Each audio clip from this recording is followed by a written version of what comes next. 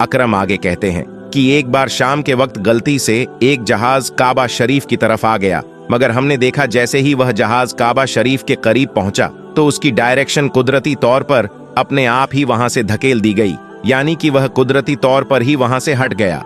Hello दोस्तों, अस्सलाम वालेकुम रहमतुल्लाहि व बरकातुहू। एक बार फिर से मेरे चैनल पर आपका खुशामदीद।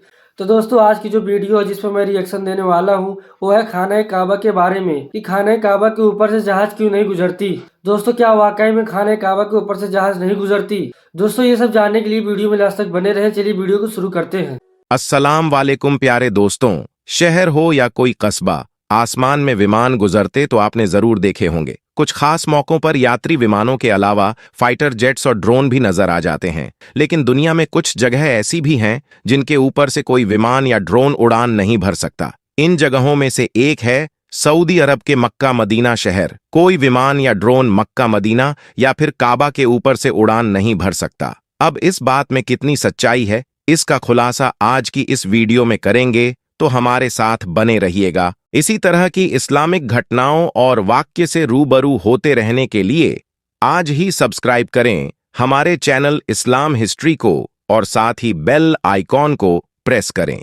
सऊदी सरकार का कहना है कि अगर मक्का और काबा के ऊपर से विमान उड़ेंगे तो मुस्लिम श्रद्धालुओं के तीर्थ यात्रा के अनुभव पर असर पड़ेगा। बता दें कि इस्लाम दुनिया का दूसरा सबसे बड़ा धर्म है, जिसे मानने वालों की तादाद अरबों में है। हर साल करोड़ों यात्री हज करने मक्का आते हैं। यहाँ वे इबादत करके अपने जुर्म की माफी मांगते हैं। तो आज की चर्चा यही करेंगे कि इस बात में कितनी सच्चाई है। आपने यकीनन मुसलमानों की हज यात्रा के बारे में सुना होगा। यह यात्रा सऊदी अरब के मक्का में मुसलमानों द्वारा साल में एक बार जरूर की जाती है, क्योंकि यह इस्लाम की 5 बुनियाद का एक अहम हिस्सा है। बता दें कि इस्लाम धर्म में अल्लाह और उसके रसूल पर ईमान लाने के बाद सभी लोगों पर हज की यात्रा वाजिब हो जाती है। काबा मुसलमानों का सबसे पाक धार्मिक स्थल है। कुरान में बताया गया है कि हर मुसलमान को अपनी जिंदगी में कम से कम एक बार मक्का की यात्रा जरूर करनी चाहिए।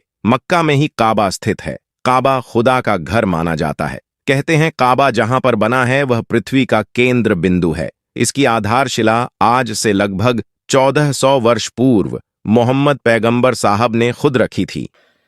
दोस्तों, एक बात मैं आपको बता दूं, जो ये भाई ने तस्वीर दिखाई है ये हमारे प्यारे नबी की तस्वीर नहीं है। ये सरासर गलत है। इस भाई को ये तस्वीर नहीं दिखानी चाहिए थी।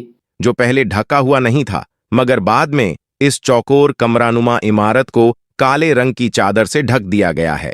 वहीं जिसमें हज के लिए आए लोग अल्लाह की इबादत करते हैं और अपने किए गुनाहों की माफी मांगते हैं। मगर हैरानी की बात है कि इसे लेकर कुछ समय से मुस्लिम समुदाय में अगर किसी ने जन्म लिया है तो उसके लिए जीवन में कम से कम एक बार हज यात्रा पर जाना अनिवार्य माना जाता है। मक्का में हज पर जाने वाले मुस्लिमों को हाजी कहा जाता है। यहाँ मुसलमानों के पवित्र धर्म स्थल काबा पहुंचकर हज यात्री परिक्रमा करते हैं और काबा की पूर्वी कोने में लगे काले पत्थर को चूमते हैं। काबा के पूर्वी कोने में एक छोटा सा काला पत्थर लगा हुआ है। यह दिखने में भले ही छोटा है, लेकिन इसका महत्व बड़ा है। यह पत्थर चारों ओर से चांदी के फ्रेम में जड़ा हुआ है। अरबी भाषा में इस पत्थर को अल हजरू अल अस्वद कहा जाता है। इस पत्थर के पीछे की कहानी के बारे में कई तरह के किस्से मशहूर हैं, लेकिन सच्चाई के बारे में कोई ठोस प्रमाण नहीं है।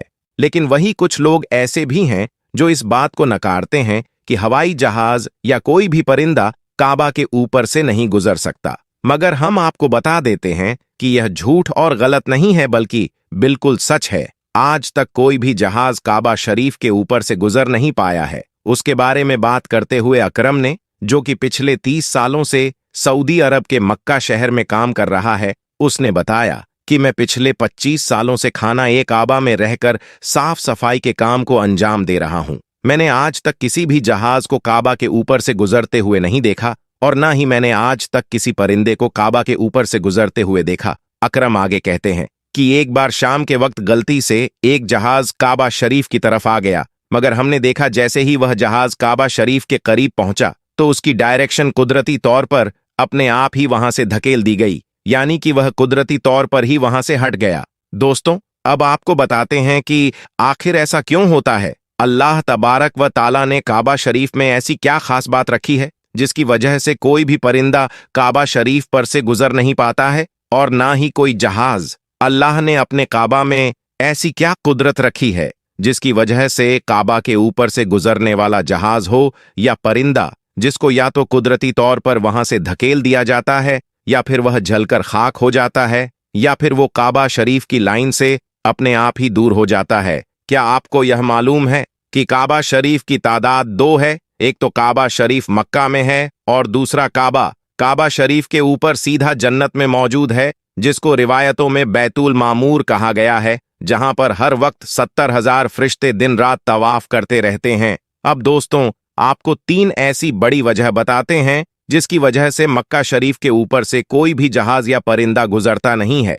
यानी कि काबा के ऊपर से जहाज या परिंदे के ना गुजरने की 3 असल वजह आपको बताते हैं। सबसे पहली वजह तो यह है कि जिन इलाकों में ऑयल रिफाइनरीज मौजूद होती हैं, वहां पर भी किसी भी फ्लाइट या हवाई जहाज को गुजरने की इजाजत नहीं मिल पाती है, क्योंकि ऐसी जगह पर अगर कभी कोई हवाई जहाज गिर जाए तो फिर आप सोचिए कि वहां पर कितना बड़ा और कितना खौफनाक हादसा हो सकता है और कितनी ज्यादा जान माल का नुकसान हो सकता है। और मक्का शरीफ दुनिया की एक अहम जगह है। यही वजह है कि किसी भी हवाई जहाज को काबा शरीफ के ऊपर या करीब भी आने की इजाजत नहीं है, क्योंकि खुदा ना खास्ता अगर कभी कोई गैर मुस्लिम या काफिर या फिर कोई दहशतगर्दी के इरादे से किसी हवाई जहाज हाईजैक करके मस्जिद हराम के पास में ले जाकर उसको मार दे तो फिर कितना बड़ा नुकसान हो सकता है। इसलिए सऊदी हुकूमत ने पूरी दुनिया के लिए यह वार्निंग जारी की हुई है कि अगर किसी ने भी काबा के ऊपर से हवाई जहाज गुजारने की कोशिश की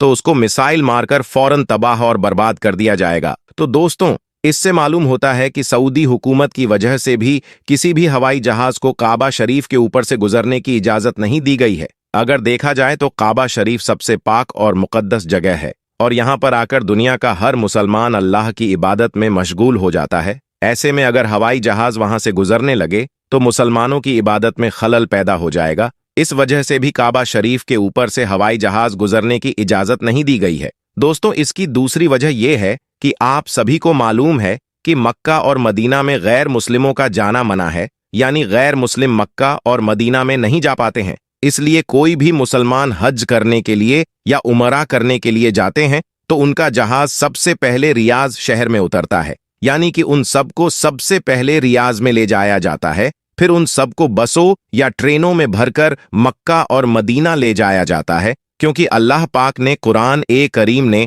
गैर मुस्लिमों के लिए पाकसर जमीन मक्का में दाखिल होने पर पाबंदी आयद की है। और उसके अलावा भी ऐसी बहुत सी आयतें मौजूद है जो यह साबित करती है कि गैर मुस्लिम मक्का और मदीना में दाखिल नहीं हो सकते हैं। इसलिए किसी भी हवाई जहाज को मक्का की सरजमीन में दाखिल होने से रोका जाता है, क्योंकि हो सकता है कि किसी हवाई जहाज में कोई गैर मुस्लिम भी मौजूद हो। इसलिए सऊदी हुकूमत ने सख्ती से दुनिया भर की एयरलाइन पर उसके लिए रोक लगा रखी है।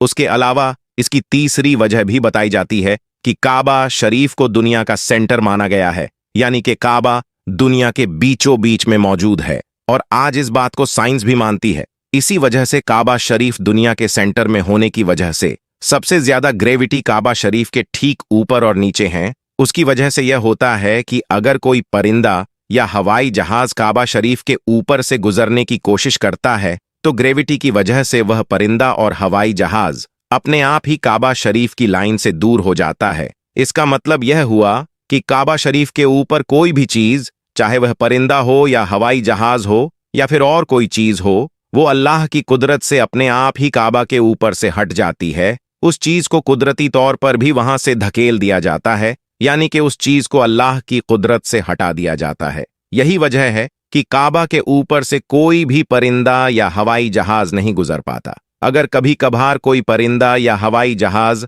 काबा के ऊपर से गुजरने की कोशिश भी करता है तो या तो उसको वहां से धकेल दिया जाता है या फिर वह जलकर खाक हो जाता है। पवित्र काबा में कौन प्रवेश कर सकता है और कौन नहीं, इसको लेकर भी सऊदी अरब की सरकार काफी सख्त है। दोस्तों, मुझे उम्मीद है कि आपको यह वीडियो पसंद आई है। अगर आपको यह वीडियो पसंद आए तो वीडियो को बराए मेहरबानी लाइक करें और चैनल को सब्सक्राइब करें। तो मिलते हैं नेक्स्ट वीडियो में। अस्सलाम वालेकुम।